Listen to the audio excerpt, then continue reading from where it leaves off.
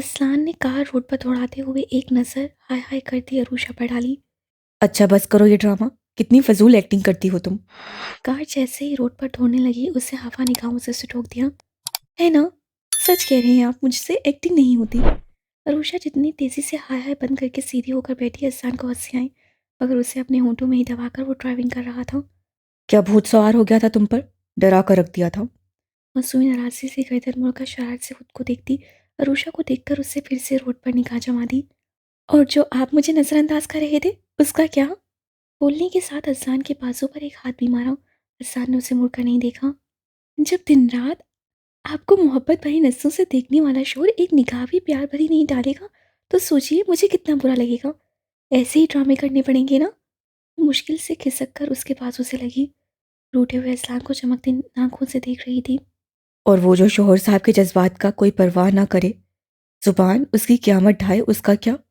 अज़लान ने car drive करते हुए इस बार मुड़कर हफ़की से देखा। उफ़, वो तो बस मज़ाक था, वरना ये आपकी भूल है जो मैं आपको छोड़कर कहीं जाऊँगी। ज़िंदगी भर आपके सर पर रहूँगी, ऐसे ही आपकी मोहब्बत वसूल करती रहूँगी। अब उसके गाल भी चुटकी में दबाकर नोच लिए। एंड ऐसी फजूल हरकत ना हो। फरसान ने उसके हाथ झटके। कौन सी वाली? वो भोली बनी। दोनों। फरसान ने ज़रा सख्ती से कहा, उसके मजाक से वो सचमुच परेशान हो गया था। अच्छा बाबा, कान पकड़ा, माफ़ कर देना। दोनों कान पकड़कर बड़ी मासूमी से झुककर चेहरा देखा। नो, आराम से बैठो। सख्ती से इनकार करके उससे एक हाथ स्टीयरिंग से हटाकर उसे सीधा बैठा दिया। असलान, अरूषा का मुंह बना। तुम मुझे अच्छे से मनाओ पहले। मुस्कुराहट दबाकर वो संजीदगी से ड्राइविंग कर रहा था। क्या करूं, आपके सामने डांस करूं? मगर सोचिए, ऐसी हालत में डांस करती मैं कैसी लगूंगी? उसी बेचारगी पर एहसान ने बामुश्किल अपना कहका दबाया। डांस वाला ऑप्शन फिर कभी, अभी कुछ और। वो होंठ खोल करता उसे एक नजर देखकर गर्दन सीधी कर चुका था। अच्छा, तो मैं आपको 101 बार सॉरी लिख कर दूंगी। एहसान ने इस पर चलकर कार एक तरफ रोक दी। तुम्हें मुझे मनाना भी नहीं आता। वो स्टीयरिंग पर हाथ रखकर पूरी तरह उसकी तरफ मुड़ गया। सब समझती हूँ आपकी फरमाइश क्या है, बट मैं वो नहीं करूंगी। अरूषा ने निचला लब होंठों में दबाकर नफे में गर्दन हिलाई। एहसान की खाली आंखों ने उसे घूरा। सोच लो, मेरी नाराजगी झेल लोगी तुम? उनमें सुकड़ कर वो होंठ खोल करता उसे ब्लश कर गया। मुझसे आपकी मोहब्बत की शिद्दत ही बर्दाश्त नहीं होती, आपकी नाराज़गी तो मुझे मार ही डालेगी। गुलाबी गालों पर पलकों की कपकपाहट बड़ी ही कातलाना थी, लबों पर शर्मगीन मुस्कुराहट। असान की झूठ मूठ की नाराज़गी पानी की तरह बह गई। ऐसी बात है तो। उसे बेहासा खिसक कर उसके चेहरे को छूना ही चाहा था कि ब्लैक शीशों पर होने वाली टक टक ने उसे होश दिलाया। असलान, मैं देखता हूँ। उसके गाल थपक कर अपनी तरफ का फ्रंट डोर खोलकर गाड़ी से बाहर निकल आया। सामने पुलिस के एहलकारों को देखकर उसकी पेशानी पर बल पड़े थे। वो आहिस्ता आहिस्ता जल्दी अपने रूम से बाहर निकल आई। उनका दिल बहुत घबरा रहा था। अजान और रूषा को लेकर जब से गया था घंटों बीत गए थे।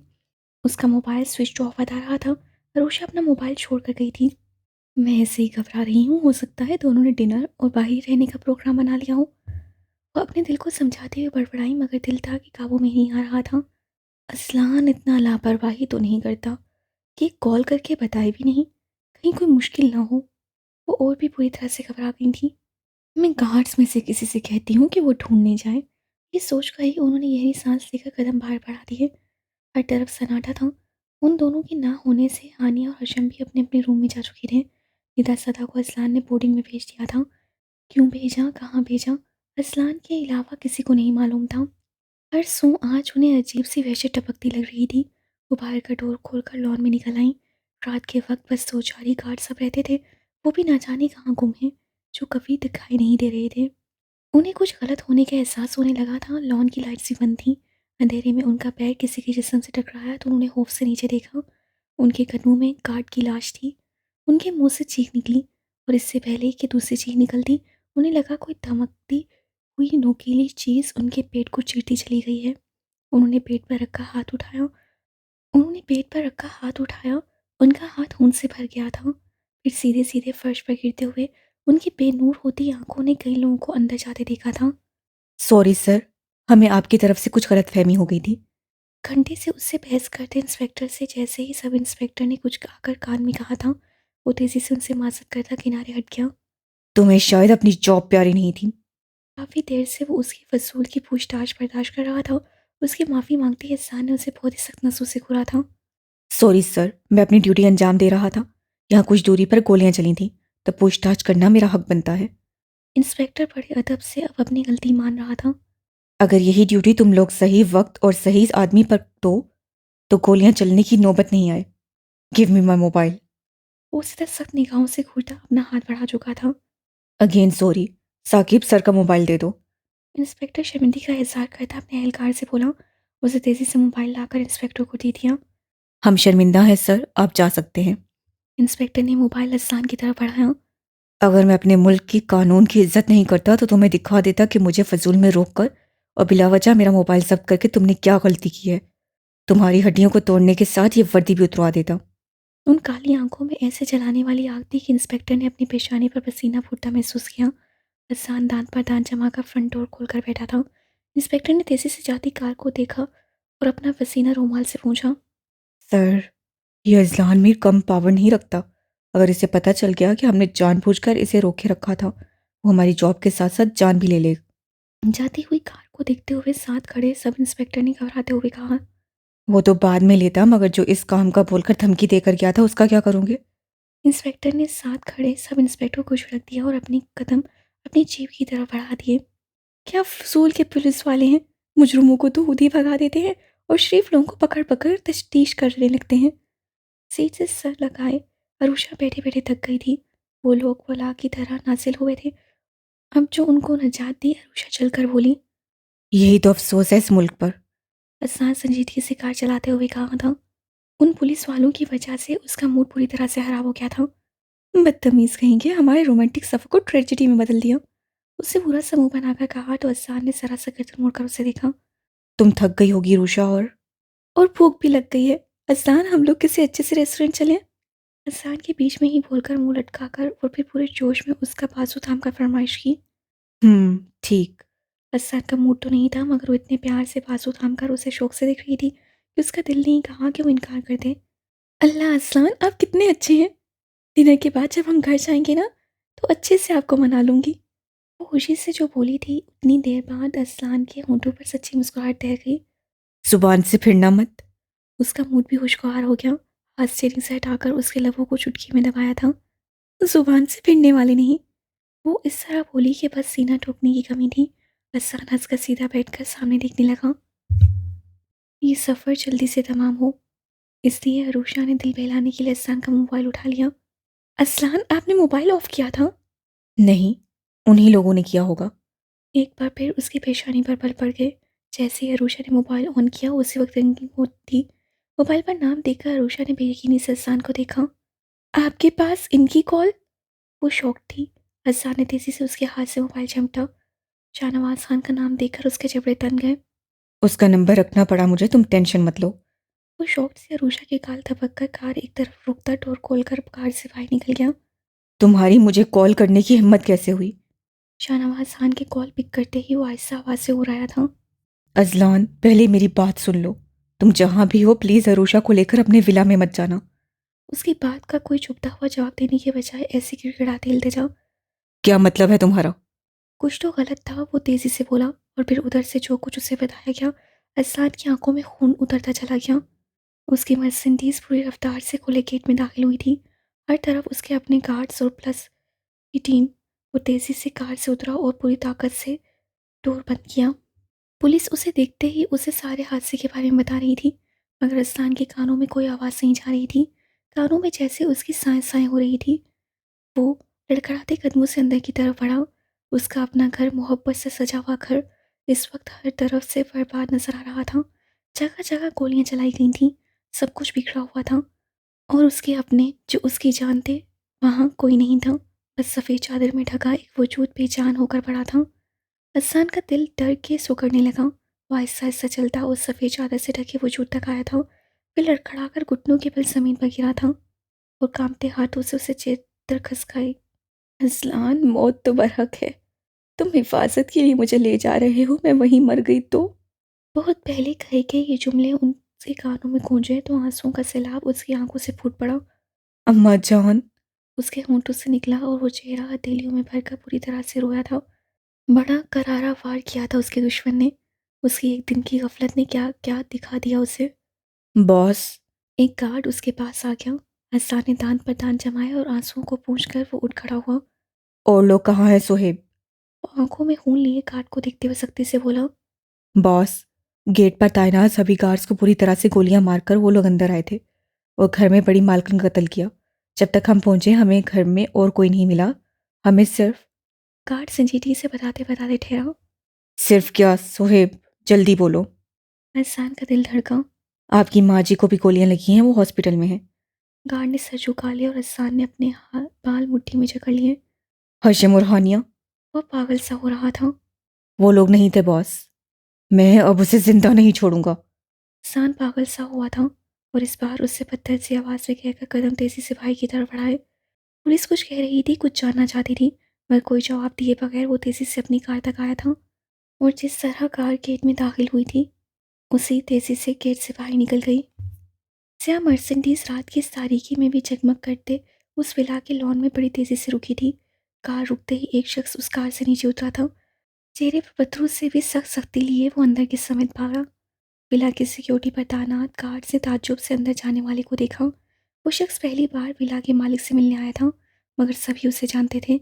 इस वक्त उसे अंदर जाते देखकर सबकी आंखें फटने के करीब हो गई थी। किसी की भी इतनी जरूरत ना हो सकी कि उससे पूछ सके वो इस वक्त यहाँ क्यों आया है। शाहनवाज खान बड़े आरामदेह हालत में अपनी शाहाना लिविंग रूम में नींदराज थे। जब उन्होंने अंदर आते शख्स को देखा उनकी आंखें फैलती चली गई। वो इतनी तेजी से अपनी जगह से खड़े हुए जैसे कोई रोबोट हो। तुम यहाँ? उनकी भी आंखें फट गईं और मुंह खोले अपने सामने खड़े उस शख्स को देख रहे थे। उस शख्स का यहाँ आना, इसका मतलब उनकी जान को खतरा। क्यों? मैं यहाँ नहीं आ सकता। वो शख्स अपनी आंखों में खून लिए उन्हें घूर रहा था। इस वक्त उसकी आंखों में सब कुछ दबा और बर्बाद कर देने वाली चमक थी। तुम। अब भी वो कुछ नहीं बोल पा रहे थे। बस उस शख्स को देखते हुए उनकी पेशानी पर पसीने की बूंद आ गई थी। तुमने मुझे खबर पहुंचाई तो मेरे भी कुछ हिसाब रह गए थे तुमसे। वो पूरे किए बिना मैं तुम्हें जान नहीं छोड़ सकता। वो कहते हुए आराम से उनके सामने वाले सोफे पर बैठ गया था। बैठ जाओ शाहनवाज खान, पुराने हिसाब किताब कर लें। उंगली के इशारे से उससे उन्हें अपने सोफे पर बैठने को बोला था।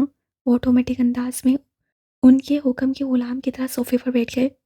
तुम्हारा हाथ आदमी हाथ नजर नहीं आ रहा है? चारों तरफ अपनी काली आंखों से देखते हुए वो सोफे से टेक लगाकर बैठ गया। बुलाता हूँ। उन्होंने तेजी से कहकर अपना मोबाइल उठाना चाहा, मगर इससे पहले ही उस शख्स ने उनका मोबाइल अपने कब्जे में ले लिया। मैं खुद बुला लूंगा। शाहनवाज खान ने थूक निकला। पासवर्ड क्या है तुम्हारे मोबाइल का? मोबाइल पर उसकी उंगलियां ठहरी और सर उठाकर उनके फीके पड़ते चेहरे को देखा। मैं बुला लेता हूँ। शाहनवाज खान ने मोबाइल लेना चाहा। याद आया। तुझे अपनी बेटी से बड़ी मोहब्बत है। उसे धड़ाधड़ वो नाम टाइप किया था। मोबाइल से पासवर्ड हट गया। उसके होंठों पर तल्ख मुस्कुराहट उभरी थी। अपनी बेटी से इतनी मोहब्बत क्यों है तुझे शाहनवाज खान? उसके होंठों पर सहरन मुस्कुराहट उभरी। क्योंकि वो मेरी बेटी है। अब वो कुछ समझ से गए थे। उनकी आंखों में आंखें डाल करके जवाब दिया। अपनी बेटी से मोहब्बत है मगर दूसरों की बेटियां बहनें तुझे खिलौना लगती हैं और तू सरेआम उनसे खेलने की कोशिश कर रहा है। मोबाइल उसके ऊपर फेंकता घुर्राया। उसे जो करना था वो उससे मोबाइल में कर दिया था। अब आराम से। वो कहाँ है सब पता चल जाएगा। तुम क्या कहना चाहते हो? मैं कुछ समझा नहीं। वो एक लहजा को घबराए से गए। मेरी बहन और मेरा बहनोई कहाँ है शाहनवाज? तू क्या समझता है मुझे ये खबर देकर कि मेरे घर पर मलिक सन्नान ने हमला किया है और अर्शम को अगवा कर लिया है और मैं आरूषा को ना लेकर जाऊं, उसे कहीं और भेज दूं? तो तुम ये समझते थे कि असलान मीर गधा है जो तेरी बात पर यकीन कर लेगा? अपनी हर एक बात से असान सामने बैठे शाहनवाज खान का हुनहुश कर रहा था। उसका रंग तब्दील होने लगा। अब तुम क्या करोगे मलिक सन्नान? तुम्हारे सारे दावे धरे रह गए। वो अजलान भी तुम्हारी सोच से ज्यादा चालाक निकला। मलिक सन्नान ने दांत पीसते हुए अपने सामने बैठी आसिया बेगम को घूरा, जो लगातार उस पर तंज कर रही थी। अपना मुंह बंद रखो वरना तेरा मुंह तोड़ दूंगा। मलिक सन्नान वैसे ही अंगारों पर लौट रहा था। उस पर से इस औरत के बकवास और गुस्से से फरनास आ गया। मेरा मुंह बंद करने से क्या तुम अपनी हार मान जाओगे? कहा था मैंने कि तुमसे ज्यादा चालाक है वो असलान मीर, मगर तुम्हें कुछ ज्यादा ही अपनी अकल पर नाज था। उसकी दादी और माँ को मारकर तुमने अपनी मौत का दावत दी है। आसिया बेगम उसका लगातार दिमाग खराब कर रही थी। मलिक सन्नान अपनी जगह से एक झटके से उठा था और उससे रिवॉल्वर निकालकर कई गोलियां एक साथ उनके सीने में उतार दी थी। वो तड़पी, वो ठंडी हो गई। साली, कब से बस दिमाग खराब किए जा रही थी, भुगत ले अब। उसे ठंडी होती लाश पर एक ज़बरदस्त लात मारी। वैसे अब तेरी ज़रूरत रह भी नहीं गई थी। अब तक वो खुद जाल में फंस गया होगा। वो रिवॉल्वर दोबारा अपनी पेंट की पॉकेट में रखता फिर से बैठ गया। उसका सारा प्लान इसी तरह से अंजाम पा गया था जैसा उसे सोचा था। खुद को झूठा मरा हुआ दिखाना। इतने दिन से घात लगाए बैठा था कि कब वो असलान मीर उसकी तरफ से सुकून से हो और अब उसके गार्ड छुट्टी ले, कब वो घर से बाहर निकले। प्लान के मुताबिक पुलिस असलान की राह पर रुकावट बनी। उससे उसके घर पर हमला किया, उसकी माँ और दादी को मारा और फिर मलिक सन्नान के मुताबिक सब होता चला गया। मगर अब भी अरूशा कहाँ थी ये मालूम नहीं हुआ। ज़रूर किसी ने उसे खबर दे दी थी, मगर अब भी गेम मेरे हाथ से निकला नहीं है अजलान मीर। वो मुठियाँ भींचता अपनी जगह से खड़ा हो गया और उस रूम से निकल गया। एक तरफ पड़ी आसिया बेगम की लाश खुद पर ही मातम करना थी। एक उम्र गुजार दी थी गुनाह के दलदल में फंसे हुए। आज उन्हीं गुनाहों और गुनाहगारों का साथ देने का उनका सिला मिल गया था। जिनका साथ दिया कितनी आसानी से उससे ही उन्हें मौत के घाट उतार दिया। सच है कि जालिमों का साथ देने वाला और खुद दूसरों पर जुल्म करने वाले का अंजाम जालिमों के हाथों ही लिखा गया है। तुम्हें गलत फहमी हो गई है अजलान, मैंने उन्हें किडनैप नहीं किया है। शाहनवाज खान खुद को संभालते हुए साथ को अपनी बेगुनाही का यकीन दिलाना चाहा। मुझे मालूम है तूने उन्हें किडनैप नहीं किया है। तूने बीच में मलिक सन्नान को लाकर अपना काम करवाया है। असलान लगातार अब उन्हें ही घूर रहा था। मैं नहीं जानता। वो फिर से इनकारी थे। तुम सब जानते हो शाहनवाज खान। वो अपनी जगह से धाड़ कर खड़ा हो गया और उसके पास आकर पूरी जारियत से उनकी गिरबान पर जकड़ लिया। मुझे अपनी बहन के साथ हशम और अपना आदमी फैजान खान भी चाहिए, वरना मैं तेरा खून कर दूंगा। वो आंखों में खून भरे शाहनवाज खान को घूर रहा था। तुम उनकी आंखें फट गईं। मुझसे झूठ बोलने की कोशिश भी मत करना शाहनवाज खान। तुम मेरी माँ को बेवकूफ़ बना सकते हो, मगर मुझे नहीं। वैसे तुमने प्लानिंग तो खूब की, मगर अफसोस कि उस प्लानिंग में तुम फेल हो गए। उससे उसका गिरबान झटका और शाहनवाज खान सोफे पर गिर गए। मैंने कोई प्लानिंग नहीं की अजलान मीर। मैंने बस अपनी बेटी का भला सोचा था। उनकी सारी कोशिश यही थी कि अजान को यकीन दिला सकें कि वो झूठे नहीं। नहीं शाहनवाज खान, तुमने सिर्फ अपना भला सोचा, सिर्फ अपना। तुम जानते थे सांप भी मर जाए और लाठी भी ना टूटे। वो सख्ती से बोलना शुरू हुआ। तुम अरूषा को मलिक सन्नान से बचाना चाहते थे और मुझसे बदला भी लेना चाहते थे, मगर तुम्हें समझ नहीं आ रहा था कि कैसे ये दोनों काम करूं। और फिर उस दिन मलिक अमजद की बेटी की शादी वाले हादसे की रात तुमने सब प्लान कर लिया। शाहनवाज खान की आंखें खुलती जा रही थी। मलिक सन्नान जैसे अयाश आदमी को तो बहरहाल अपनी बेटी नहीं देना चाहते थे, मगर तूने मेरी माँ को फंसाया, वही मजलूमियत का ड्रामा करके। तुमने मेरी माँ से भले ये कहा कि वो मुझसे अरूषा की शादी करवा दे, मगर तू ये समझा था कि तुझे यकीन था कि ज़लान मीर कभी अरूषा शाहनवाज खान से निकाह नहीं करेगा।